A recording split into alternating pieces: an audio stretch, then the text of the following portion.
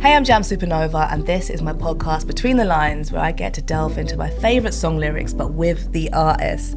Now, sitting next to me right now on the sofa is an artist based in London, originally from Paris, had a really interesting childhood and career as well. I've got Crystal Murray with me, 22 years old, but you've done so much.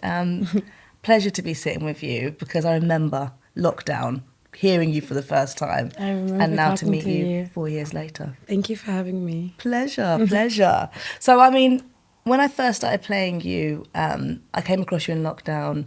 It's very kind of like a sultry EP, you know, kind of R&B, a little bit of like housey kind of boppy vibes in there. I would say like post-selection is the kind of realm I would have put it in.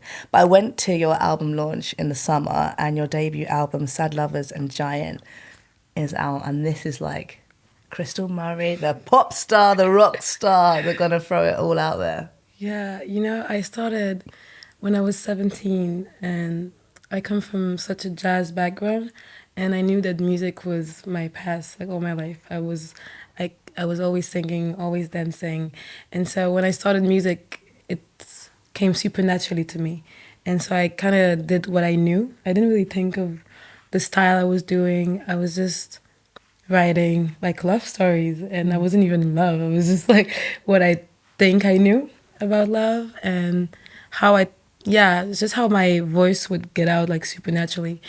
And you know, with time, 18, 19, 20, you just grow up so much. And I think I also started having my own personal taste in music, and my actual like own love stories. And yeah, I think I started really getting interested in the duality of things. So the duality in music, how you can have a soul voice but actually like some rock shoegaze things, and you can talk about something very deep but have a very like UK garage beat on it. And I just started really, I think the second EP, I was kind of discovering it. I discovered clubbing. I started my own label, Spin Desire, where I was like, I want to bring more voice to the DJ scene. So not even like MCing or things like that, more like actual songs. I wanted to feel emotions in the club. So when I started doing that, everything kind of made sense, because I was like, okay, I can actually bring emotions to the club. So I could bring emotions to the studio, but still discover sound. I can do some guitar riffs and sing in a super R&B voice. I don't know, I started this whole, like things in dual, emotions in dual, feeling rage and love, feeling like I can sing a super soulful melody and have like a rock guitar riff. I just felt limitless. Yeah, what a beautiful thing to feel at such a young age as well, but to also be brave enough to grow in front of people, because that can be hard. Yeah, I think what brought me to that, it's the first EP that was, I was like in Paris, I was the new Georgia Smith, and I thought it was so weird to call me an artist that was actually young at the time too. Yeah. And so it was this like whole neo soul, the new princess of soul, and I felt kind of put in a box. And I think the teenager in me, who was kind of rebellious, didn't like to be put in a box. So I kind of stressed out. Did the second EP. Second EP was kind of, I liked it, but I think I was more trying to react to what they had put me in. So I think I was kind of searching, clubbing, toxic love stories. I was kind of going to my teenage years. And I think I'm really happy about the 2 EPs I did, and that I called them EPs, because they were real research for me to finally get to the album point. I think it's the first step of my career right now. Yeah. Even if it's been 4 years, but I feel like it's the first time where I'm actually like, okay, this hybrid sound that I wanted to make between soul, pop, rock. It's finally getting to a place where you can hear it and not think that she can't choose. So Crystal Murray has found her sound, and the stage show, I mean, wow. But I've also seen videos of you, at festivals, and it is phenomenal. Like the energy, the sensuality, the kind of, I don't know, just the prowess that you have on stage. Is that something that comes natural? Like, is that something that you're like, this is how I've always wanted to express myself? Or is that like years of rehearsals and, training? Like the first show I did, I was super comfortable. I think it took me time to be comfortable in the studio, to be comfortable with producers, but live performance has always been my thing. So I learned, it's not the same story, but I learned French and English at the same time when I was little. And my mind, kind of ADHD mind, didn't really kind of catch. And what were you learning at home? What was your first tongue? So I was born in France, but my dad speaks only English American, African American. And my mom speaks French, but we were speaking English, and she was speaking English with a French accent and kind of Spanish too. So it was just this very, language was, the household was African American. Like the way we lived, the decoration, and then outside was France. And I live in the 20th. The 20s it's very like Mali, Algerian, Belleville, like Chinese, Chinatown. So the France that I know is not like every people that lives in Paris, I think, or in France in general. So for a long time, till I was like maybe 6, 7, I couldn't really speak. Like I could speak, but like nobody really understood me. And music and dancing was always my way for me I was not shy. I couldn't make myself, people couldn't really understand what I was saying. So music was always my thing. I would always, I love musicals. Like I really have this thing since I'm a child of like, I can put a song in every situation. And like I would never like I love that. There's a song to every moment of your life. When I was little, my life was a musical. I would just see it like that. Like before we would like have dinner, like there would be 30 minutes. Like okay, Dad, Mom, brothers, everybody looks at me now. Okay, I didn't say anything today. I didn't talk, so now listening to me, and that would be my way to. Wow. That would be my way to kind of express myself. So the stage just makes so much sense for me, and that's where how I know I can feel, because most of the time I'm numb. I don't feel anything. No, I really felt you like that. I don't feel anything. No, I think, well, it's all there. Maybe you need to not, because you save it and store it for that moment. And I guess that needs to be nice actually to asking you about singing in English, because you've always sung in English from the beginning. And is that part of how you grew up as to why you wanted to sing, why you sing in English? Because I know that, in France, the French language is very much like the radio, the presence of the French language is really pushed on. I think, I'm African American, so it's like my blackness comes from there. My family, they come from the Bay Area. My grandma owned this church. We did gospel. That's why my dad learned saxophone. So I have music for me comes from there, and that's why I have such a soulful voice. And so I have this connection to where music comes from and where my blackness comes from that I can't.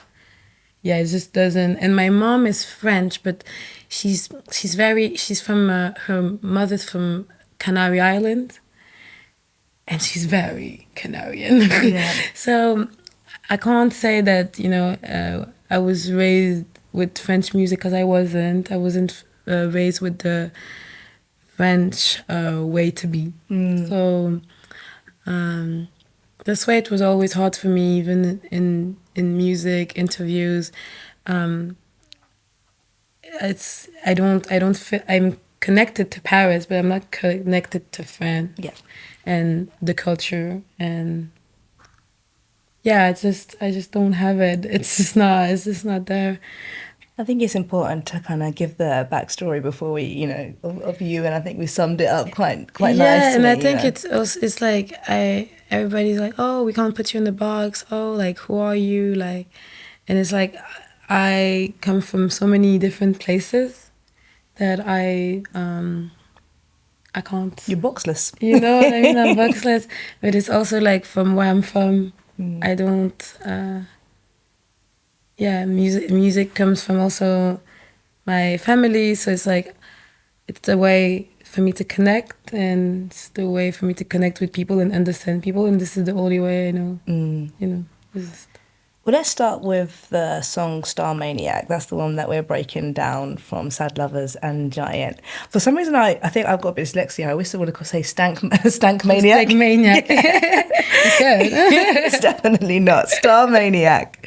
And it was written alongside Elliot Bessette. So he's part of a French post-punk band, right? Yeah. Rendezvous. I thought that was really interesting because when you hear the song, it definitely has those post-punk elements. So what was that dynamic like writing together? So Elliot, we started end of the second EP. I started going out. I was started clubbing, but in a different way. It wasn't like it was kind of a bit more alternative, a little bit more rock, a little bit more darker than before. I did it for like 3 months. I couldn't do too long, but like it was so fulfilling. And I met Elliot, and Elliot's a crazy mind because he's in this post-punk band, but he also produces like rappers, but the way he produces is very. He's very in the moment, and I think working with him made me realize how I can only work with people that feel in the moment, that doesn't have a like idea of the artist when they come to the studio. They just like, you take the time to like talk, to like get to know the person, and then the more the song continues, the more it turns into something else. And STARMANIAK came, the dynamic between me and Elliot, we were only staying in a place for 1 week. We did 2 like that. And it was the like very, very beginning of the album, actually the first songs I started with him. And it was really good because he made me go out of my comfort zone. And this is what I was looking for. Somebody who would destroy my voice. He would put so much effect. He would like just like break my melodies. He was just really like challenging. We would fight in the studio, but it was so it was something that I really needed at the time, I think, before starting the album, because I really wanted to break my comfort zone, break the ice. I wanted to still keep my soulful energy, but being able to, how far can I go and then come back to where I want to be. But I needed to find how far I could go. And so I really did that with Elliot. It was really, we did some crazy hyper pop sound, crazy like rock, really sad, strong ballads. He's the one who did the last song, Two Sad Lovers and Giants. And so there's still like emotional songs, but super dark. And he's just, we just really, really got along. And I usually take a little time to write the song. I'm always gonna have the meaning of the song when I'm in the studio, but I always like to rework on it. And STARMANIAK, or even sometimes, even on this album, was the first time I wrote with some songwriters, or like artists that helped me, that have their own career and that helped me wrote. But STARMANIAK, I wrote it in like an hour. Yeah. And did you already have the story of what you wanted to say in the song before you got there? So it was funny because it didn't even start with the hook. It was like step by step. So and it was what I really like, and I think it's interesting that you chose STARMANIAK because it's a very I don't usually write like that. I like to put metaphors. I'm a little like, you know, I'm a little theatrical, and in this one I'm not. It's very raw, and I really wrote it as if I was like writing like a hate letter to someone, but a hate letter to the world. And so every word like stayed, you know, every words that I wrote at that day stayed, and I never changed it. And I remember even like being like, oh, it's too direct, and I showed it to Blessed, an artist that helped me write some songs of the album, and he was like, no notes. There's no notes. There's nothing to change. You wrote the song on your own, my love, you know. Because I think it was like there's songs on the album, like even like Payback. It's just songs that of rage that I needed to let go. And I started the album with a lot of rage. And that's definitely what fuels this song. So we'll start with it, sort of the first verse. So the first half of the first verse. I could be the post girl, the cool girl, the duke. You'll still be grabbing on my boobs, taking up space with your stupid abuse. Every time you get out, I say great. I mean, that first line, isn't it? But it's so direct. It's very direct. It's so direct, and at the same time, it's childish. Like, cause the way it's written is kind of childish, because it's like, oh, I could be this, I could be that, but you still be grabbing on my boob. It's so tight. Like, there's no in between the lines. It's not at all. It's actually super direct. What did you want to say? What are you saying? Obviously, it's direct, but what are you like? When you look back, what are you saying with that line? I think I was. It was a day. I remember. I always, since I'm 14, always dressed the way I wanted to. I always assumed my sexuality, assumed my, even on stage, how I am. I'm just, and I think it was a year where I started to get scared. It was this weird feeling because I never got scared. I never got scared of not wearing a bra. I never got scared, and even my parents, sometimes I would be like, can't go out like that, and I'm not scared, because I always, my mom always, if you go out like this, you need to be able to protect yourself. So I always took cabs. I was always very careful. Like, I used my streetwise. Streetwise. I was always I would have one of my best friend, Emma. She always walks everywhere. She like, no cabs, no this, and I would always be the one. No, we're not doing this. We're not doing this. And I would, even when I go to clubs, I always have like, I know I have like one of my best friends, and this is good. You know, everybody's gonna think it's my boyfriend. So it's like I have this.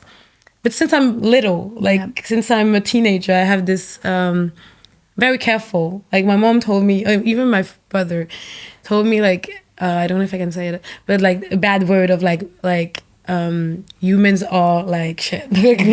Like, and you need to be like just aware, aware that like and since I'm a little girl, I'm just very careful of but not. I don't want to change myself. Yeah. And that year, I started being scared. How old were you? STARMANIAK was, I think 21. 21. 21. I broke up with my boyfriend. I didn't have my boyfriend anymore.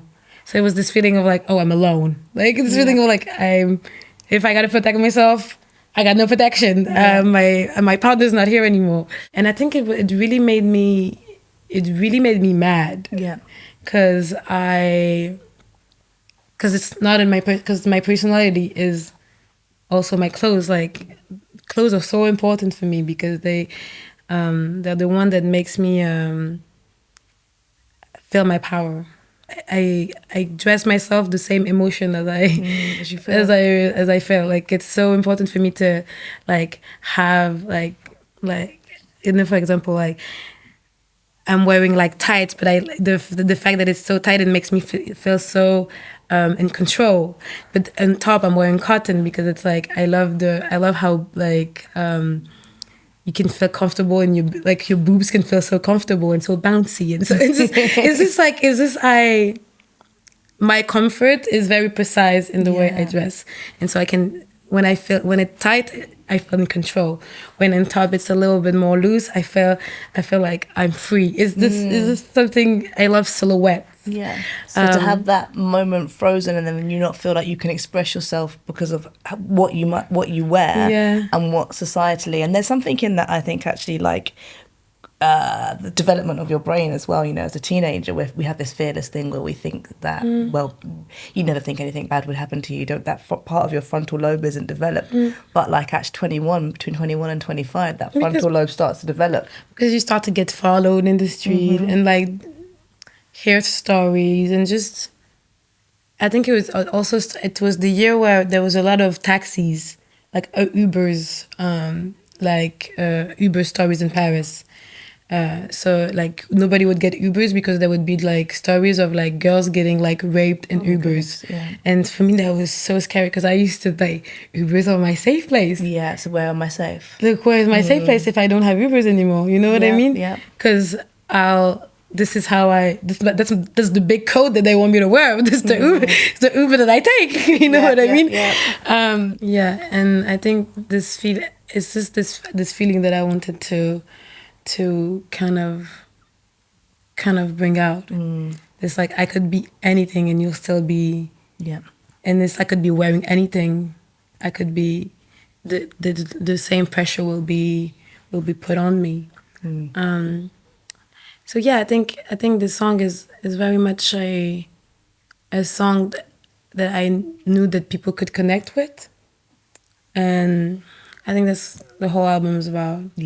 Yeah, definitely. It feels like I don't want to say I don't want to say feminist anthem because I think that, but I don't know why I should feel like it shouldn't be a feminist anthem or saying that makes it. I don't know why we've been.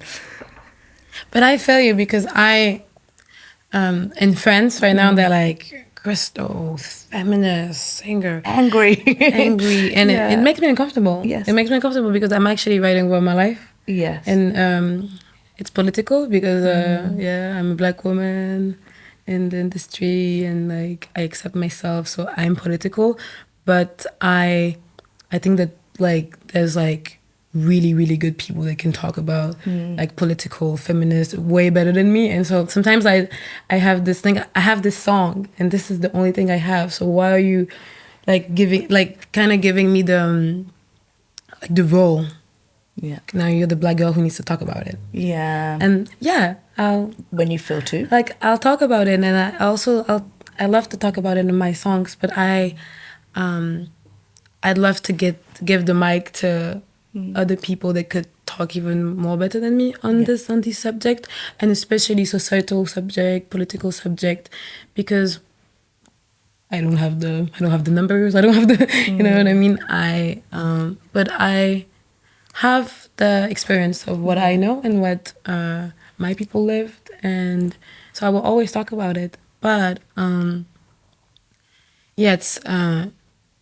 it's been hard for me, like lately. Prom was in French because I was like, it's a lot of feminist singer.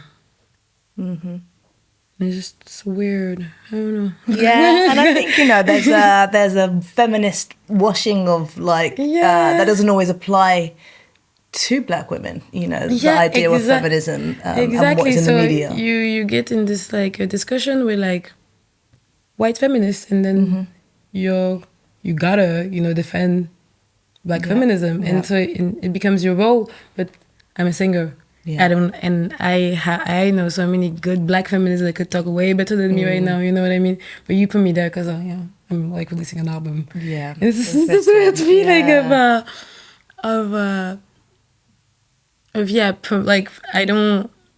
I'm a feminist. I was born. I was raised feminist. I was aware of equality between men and women. That's how my mom raised me. That's how my dad raised me. That's how my brothers raised me. So I am. But when it comes to going on talk shows and having to place myself and be the kind of the voice for every Black feminist in a white environment, it's quite it's quite difficult because there's way more smarter people. Yeah, you know I think it's really important that you can talk about that and highlight that and kind of, you know, you are important, whether you are a singer or you know on stage, but you are still a gateway for somebody. But the responsibility shouldn't start and end with you. And I like you said you mentioned control before, and I think there's something in this song about reclaiming control.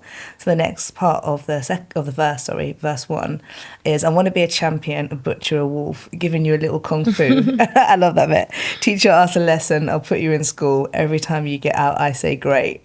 I mean, I love that every time you get out, I say great. What does that mean? I don't even know. Like every time you get out, I say great. It's a bit Mean Girls. You just get out. You know, like in Mean Girls, that would be a Mean Girl. Every time you get out, I say great. It's such a teenager, like if you actually look at the writings of the other songs on the album, it's not like that at all. Like I have like a poetic way to write. No, but that's the beauty of writing pop songs. It's fun. I really loved writing this song because it felt so like the teenager in me. Yes, you know, it just felt like the teenager in me, just like saying my truth. Like, you know, like, I hate you and like you and you and you. Like I will like cancel you and you'll die. Yeah, it's like regaining power. Yeah. Like I want to be as strong as possible to like be able to protect all my people. Yeah. Yeah. You know what I mean? And you get that in there. And I read this book by Leslie Child. It's about pop music. And it's basically saying, like, put some respect on pop music, like, because it makes people feel something. It universally makes people feel something. I like pop. You can break down, and they might put TLC in this in terms of, like, popular music, but some of the lyrics don't make sense, when you read it back. But it's the cadence and it's how it's written and how it's said. And what I think which is really interesting about pop music is that every lyrics can be taken a different way for every human, and that I think is so special. Yeah, it's universal. Yeah, it's universal, and everyone can make their own story out of the lyrics, and that is so special because you can talk to everyone. And that's also, I have this movie that I watched so when I was doing the album, I couldn't watch any Netflix shows. I was I needed to, I don't know, start like getting out of my comfort zone, like in the image, in the sound. So I started watching this like all this like Japanese movie in the 70s, like 77, 78. There's this movie by Fujita or something, I don't remember the name, but the movie's called Lady Snowblood, and it's a family, like pirate comes to the village, kills the family, and leaves one woman and to watch all his family getting killed, like the husband, everything. The woman they find a way to make her go to jail. She goes to jail, have sex with all the, because she can't like leave jail, like she's in jail like for the rest of her life. Yeah. She has sex with all the police officers, has a baby. She dies during the birth, and while she dies, she said, "You have a vendetta on your head. You need to, like, revenge the pirate that raped and killed your family." And the movie is crazy, and it's like, basically it's the what Kill Bill got inspired by. Wow. Inspired. Like, kind of stole. Oh, okay, yeah. Kind of stole because it's like literally like the same. Like it's visually the same. Like the snow, just like it's quite crazy. And so she's 20 years old, and it's Lady Snowblood, and she just it's quite of a terrible story. It's terrible, but she was born with a straight line of revenge. And I don't know. Then like it's Meiko Akeji, the actress. And so for 10 years, she was the only woman fighters in all the movies in the 70s. And they're so problematic, these movies. The Japanese 70s, there's a lot of rape. It's terrible. But this actress in all the movies, she's so powerful. Her eyes, like, just the story of vendetta and like being born with a straight line. I don't know, it just and visually it's crazy too. it just made me in this like really crazy mood of like revenge. Because I was going to ask actually, and I think we'll jump a little bit because there's a couple of lines like, you know, I want a Glock just to feel the power you have over me. Favorite line. What was the other one? You're gonna leave them dickless. Yeah. You know. We were talking about this with my father this morning. He was like, she's gonna ask about the dickless part. And I was like, you know, because they were reading it as it is. Because the great thing about the song is a vibe. So you might be just vibing in the club, like, you know, and then it's like you stop and you listen. It's like, yeah, I want to feel a Glock, like, you know, I don't. No, but like I want. At first, I almost took out this lyrics because I was like, where's the line? Is there a line? Like, where's the line? Like, I don't actually like want to own a gun. Like, I don't actually like, you know, it's not my thing at all. But the Glock is the dick. Like, I think we can also see it like that, you know. And I heard a lot of stories of rape and around me, of really feeling powerless. Violence, yeah. Really, really feeling powerless facing a man. And it's just, I don't want a Glock to kill no one, but just to fail. Yeah. Just to feel this, like, I think when I wrote it, it was a lot of things that I was hearing, the Uber thing that happened, and my general feeling of the word. And it's not a personal story, but it's the fear. Yeah. And that a lot of women, we all feel at some point. That you know? We all feel at some point. And also, like, you know, stories of friends. Yeah. You know, it's just really hard. And even, like, you know, we live in this generation, Me Too generation, so we think that, like, we're so cool and, like, everybody, all the guys now, like, get it. And, like, no, we're still there. Like, we're still, like, in this cool artistic generation. There's still lots of problems, and we can't feel safe. And even I had to cancel friends, you know what I mean? Yeah. I had to cancel, like, some people I knew and loved, because, like, you know, they sexually abused someone. And it's like you like, your words falls down because you're just, like, so close to someone and you think you know them, and you just, you know, like 9 years friendship, like things, like deep things like that, where you're just like, oh my God, you know, you've been lied to. You've been, and you were next to this person. And so sometimes you even think, like, you know, these girls, they might see him, think, you know what I mean? Like, oh, it's safe, like, you know, she's with him. And I don't know, it's just like the Glock thing is like, you wouldn't have done that if you were scared of, you know, if you were scared of me, scared of the person. You weren't scared. If the power I structure mean? was not so imbalanced. You know, being able to abuse a friend, my friend, and you're my friend. You weren't scared. You weren't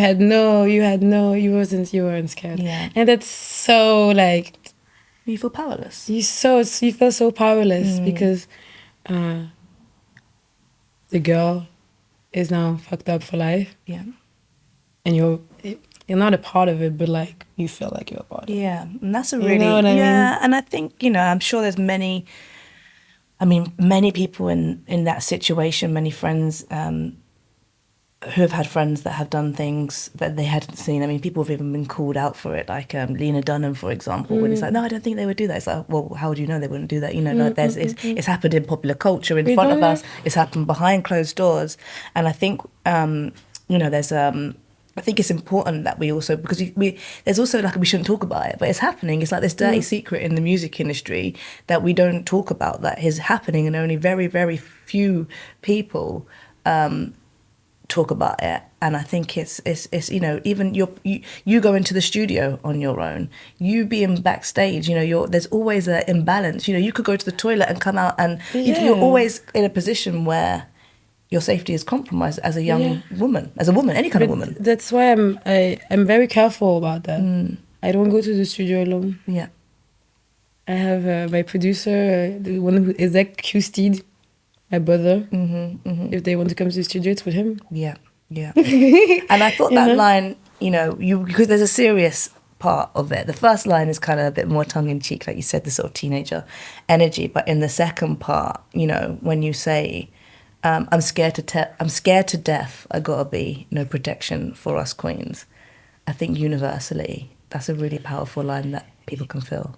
Yeah, and even the I can breathe, like everything, like I felt when I was writing it's just like it just opened up a lot of problematic that universally we can man like woman, we can actually relate to as Black people, as women, as hybrid identity, as I think when I wrote it, it just opened up my mind on so many things, and I was also dealing with the friend getting cancelled, and it's just I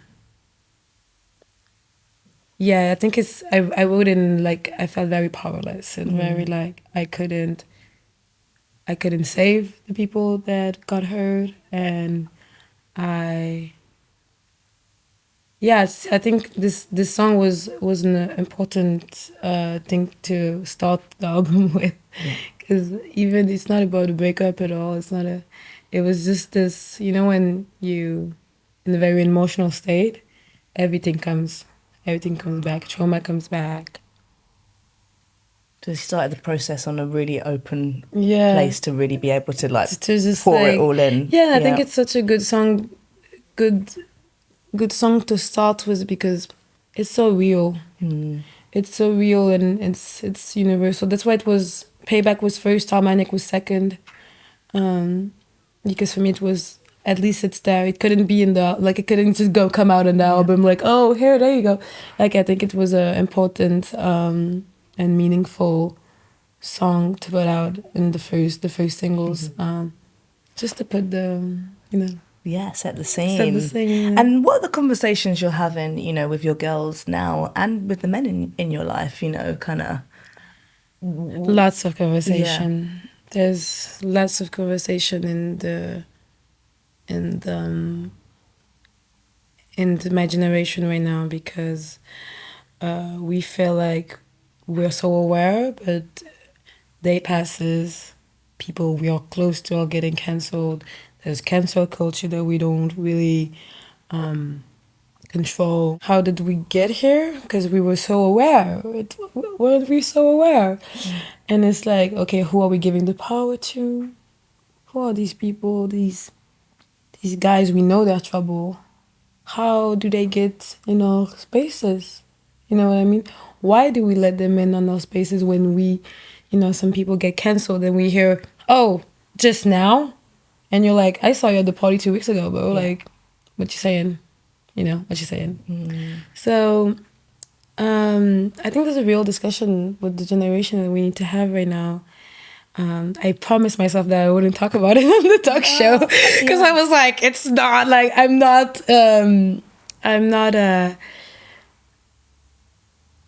ready to start the conversation, but I know that there's one to be had. Yeah, and I think we're having it. I'm having it myself as well. In situations where there's the hidden secrets that everybody knew. Oh yeah, I knew that. Oh, I heard that last year.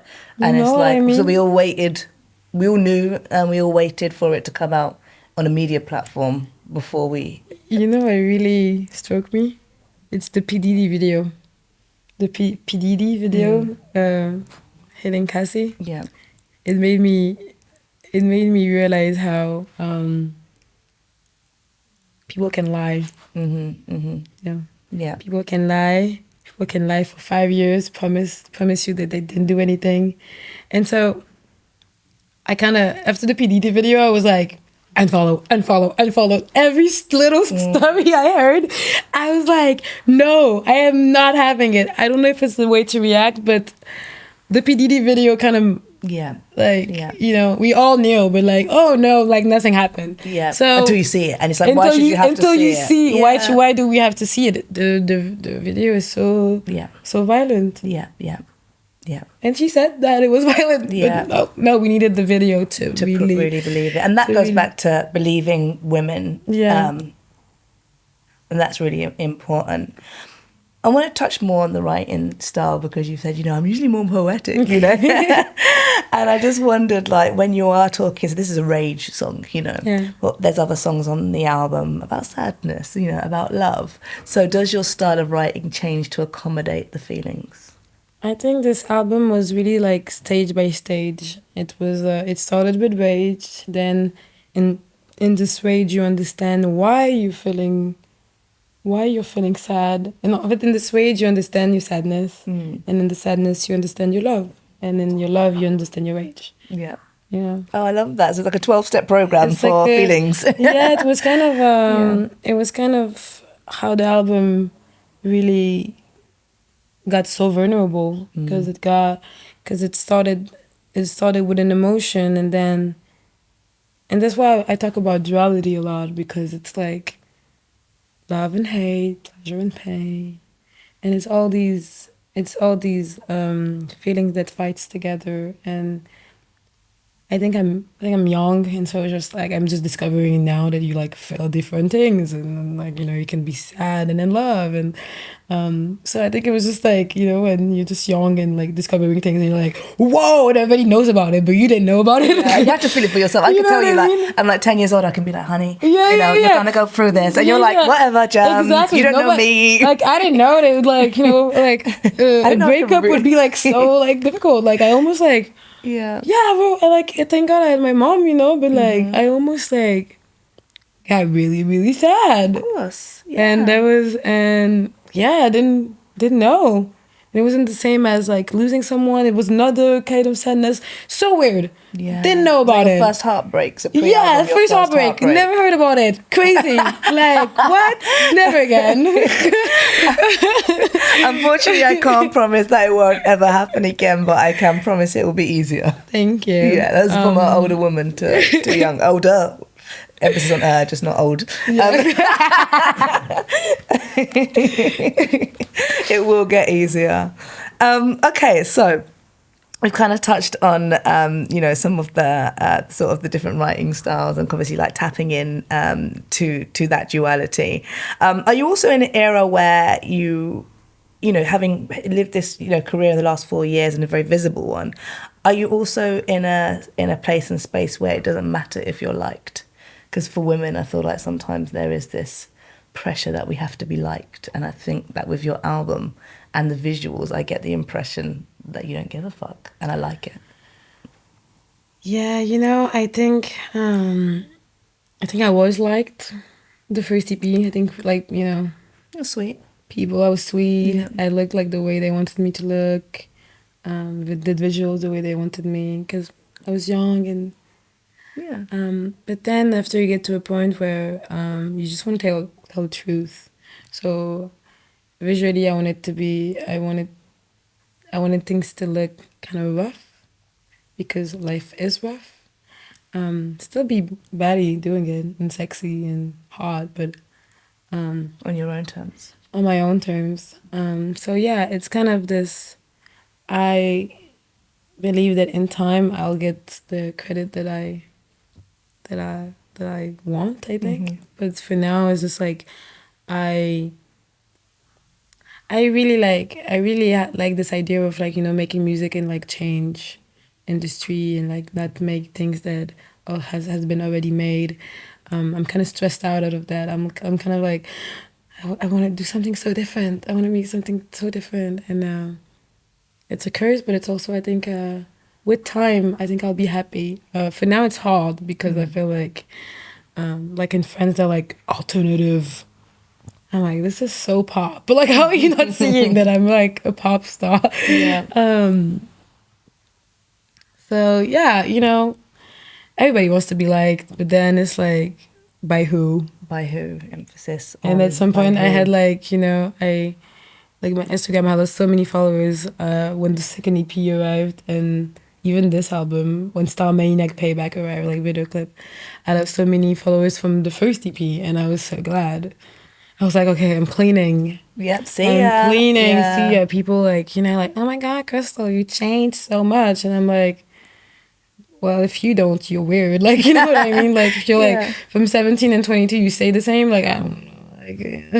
Like, things happen, you know? And if I would stay the same, I would be lying. So if you preferred for me to be lying, I'm not going to do it. So... I think that's really strong to hear, and I just really hope that like other artists at any stage in their career know that they are allowed to change, and it's okay to cleanse, to reform. You want to touch the people that understand you. Yeah, I think that's what I realized, and with this project, I'm just trying to touch the people that I want to touch. Yeah. And what songwriters do you feel, they don't have to have been women, but are there any songwriters that you really feel kind of have embodied, that rebellious spirit? I think, I think Tizo Touchdown. I'm a very big Tizo fan because he's super pop, but he has this super like real lyrics and authenticity in the way he looks, and it's really him. But he stays. He doesn't like. He's not weird to be weird, and I think that's cool. I really respect. I really respect people that just like do their own thing and stay pop, even if they not supposed to do pop, but like. He actually just left to sing spot, like left to sing like beautiful hooks and like have this like crazy gimmicks. And I think Tizo is really interesting. During the making of this album, I started listening to music that I didn't listen to before. So I was raised with like Marvin Gaye, like John Coltrane, like Minnie Riperton, African American music, and so there's this like part of music that I think it's like, I call it white music because it's actually white people, and like didn't like know about it at all. And I called my dad actually because I was like, that's crazy. I was like, Led Zeppelin, dad? Yeah, like Led Zeppelin, like Cocteau Twins, like Jeff Buckley, LCD Sound System. Like, what? Because I'm not from London. I'm from France, so I don't have the culture that... I know exactly what you mean. I went on Six Music and I called them the Cockatoo Twins. And I was dragged through the hedges backwards. Yeah. And it's so good. Yeah. And it just opened my mind to shoegaze, to sound that I was always looking for it. I was like, even when I started live shows 4 years ago, when I went doing so, I was like, we need something a little more rock, guys. And I couldn't find the word. Like, it's not rock. Like, I didn't want like, like a rock band because like I wasn't doing rock, but I needed something airy. And when I learned the word shoegaze, like my partner told me like 6 months ago. He was like, that's shoegaze, babes. And I was like, wow, like my Bloody Valentine's, like, whoa, like I didn't know about it. But that's important, and I think it's okay to admit that, like, because you have your reference, right? You have your cultural reference. If you and your friends, you might listen to this, that. But if your cultural reference didn't involve, music, rock music or indie music or punk music, then you shouldn't feel shamed for not knowing. It's like, how could you not know that? It's like, because I just wasn't in my periphery. But I can still appreciate it. Yeah. And now it's the only music I listen to. Love that. Actually, you know what I mean? Yeah. It's my tunnel. It's like this is like my playlist right now is super. It's just trip hop, like shoegaze. It just goes, and this is how I feel now. And I just put it on and so soundtrack to your life right now. Soundtrack to my life since 2-3 years. Love and that. It's been so lovely because it's things that I didn't connect with at all when I was little. And so that's also when you were saying, oh, I heard you a super soul, like I actually listened to other music. And moving to London really opened my eyes on how like there is black sound, but it's like in Paris, it's so like, okay, Afro is Afro. This is soul. This is a black singer.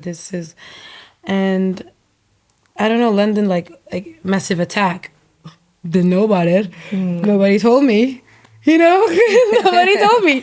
2 years ago, I listened to Teardrop, and I'm like, yeah, and that's a different side of, you know, that's Bristol, it's Southwest, it's and it's black too, and it's black. And black that well. like blew my mind. Yeah. It just blew my mind because I was like, okay, this is. It kind of made me like, oh, I really need to leave France. Like, this is where I need to be. This hybridity, this, you know, you have some kids. They're like some like artists. They come from a like Manchester dad, like super rock, and like a Jamaican like sound system mom. Like, you make those like Lava Lavu. Like, I went to the studio with her, like starstruck. You're just like, you're amazing. And yeah, you just have this like hybridity of sound and people, and it's just it's so new to me. Yeah, because I even Carney. Moi, Carney, I thought it was gonna be like, you know, like black people party, like, you know, like Jamaica. Not at all. Do you have all the like white English people coming out, and they've been doing it since years. I didn't know that at all. Like, it's something I didn't know, and I was like Jamaican sound culture is like, it's entrenched in us. Yeah, it's like to London. It's so like, and I don't know. You just see these like, you know, like white posh girls like singing like patois, like with this like Jamaican dad, and you know, and there's no judgment. Yeah. And I really like, I thought it was so beautiful, you know, because like in Paris I have a white mom, you know, and my mom, she's Canarian, but she does a lot of her work. She works with a lot of Afro-descendant music, and it's been so hard for her, like in her work as a white woman, to like actually like be respected when she respects the music and the culture so much. Yeah. So it was just so beautiful. And in London, she has no problem, you know, with that. So yeah, it was just so like beautiful to see how everyone can be together and without judgment and loving. If you respect the culture, you can be a part of it. You can be a part of it. I love that. And if you can respect the culture, if you can respect it, you know, if you're not like, you know, stealing or being or trying to be, if you respect it, you're a part of it. And that's so cool. You know what I mean? I'm so excited for like, you know, discovering music, keep on finding new music, finding it from a time before, like it's lifelong and it goes on and on and on. You go deeper and deeper. It's so exciting, like to think where you might, what wormhole you might go into next as the next chapter of your life, from 22 to 25, 25 to 30. Sure. You know, it's great. And the chorus, moving too fast. The world is burning in flames. Moving too fast. The world has turned into flames, and it's just so poignant as to what is happening everywhere and everything, and it can be so over-consuming, you know, overwhelming, that the world can sometimes often feel like a shit show. So I just wondered, you know, where do you find the beauty? It's hard, huh? Even you know, these last months, like releasing an album, genocide happening in the world, all over the world. It's been hard to listen to my album, guys. I know. Listen to my album. You know, and then you swipe, you're like a dead baby. Like, and you're just like, oh, it's. So I think it's important that when you have a voice to talk about what's happening in the world, but if you do music, release your music, and I think it's not like it's really important to do it in a place of like realness. And like, you know, I've been seeing people that was never in the cause, never like releasing like a love song and putting like a Palestinian baby on the cover. Oh my goodness, and it's like it's like just a little there, like, you know, just like, you know, be a little sensible and sensitive. real, sensitive, and just like know the time when you need to like open the discussion when you need to open it, and it's super important. I think we live in a generation, like, you know, it's been hard to navigate. been hard to navigate, it's been hard to be happy, because the world is not a happy place. And so, yeah, just I think it's the most like, it's the song where I just wanted to tell my truth, and the truth about how I see the world right now, and how I think we're scared, and how my generation, I think we're scared of I hear so many people being like, oh yeah, like I don't want to have kids, like, the world's gonna like end anyway, and it's just like, oh, like we don't want to have kids, like, so we're really scared of the future, and we don't. And when I say dickless, all of that, like, it's all the people that rules all how we're scared, why we're scared. It's because of them, and this is the people that we want to live with. Yeah. The people that, because they're controlling our faith, and faith of other people too, and it's just that's again feeling powerless, Yeah, I think it's a really important song, and I do think it's important, for artists to continue to release music and to talk about subjects and to approach things that may feel uncomfortable, because these are the songs that we're going to go back to and we'll read about and we'll talk about and we'll need. Think of all the apartheid music that came out, in the 60s and the 50s and the for 60s onwards, that music was important. That music was important to shed light on things that were happening in South Africa that somebody might not have known about. This song is important for marginalised communities, women with an X in it, trans communities, people that feel powerless due to sexuality being sexualised. And I think this song is, I heard it and I want to play it to my daughter. I want her to feel angry, but also find some power in these words and to know that she's not alone in how she feels. So thank you, Crystal Murray. Thank you so much. Yeah, you're on such an incredible artist journey. It's just nice to witness. It's exciting. Thank you. I always ask for a line from the song to leave people with. So you pick a line from this song that people should walk with. I think that don't you care? It's like the question, don't you care? I think is a good one, because it's in the bridge, and it says, don't you care, don't you care? It's the less direct one, but it's the question. It's like, don't you care? And I think it's a good question to ask ourselves, like, don't we care? Like, so let's use our voice to like care.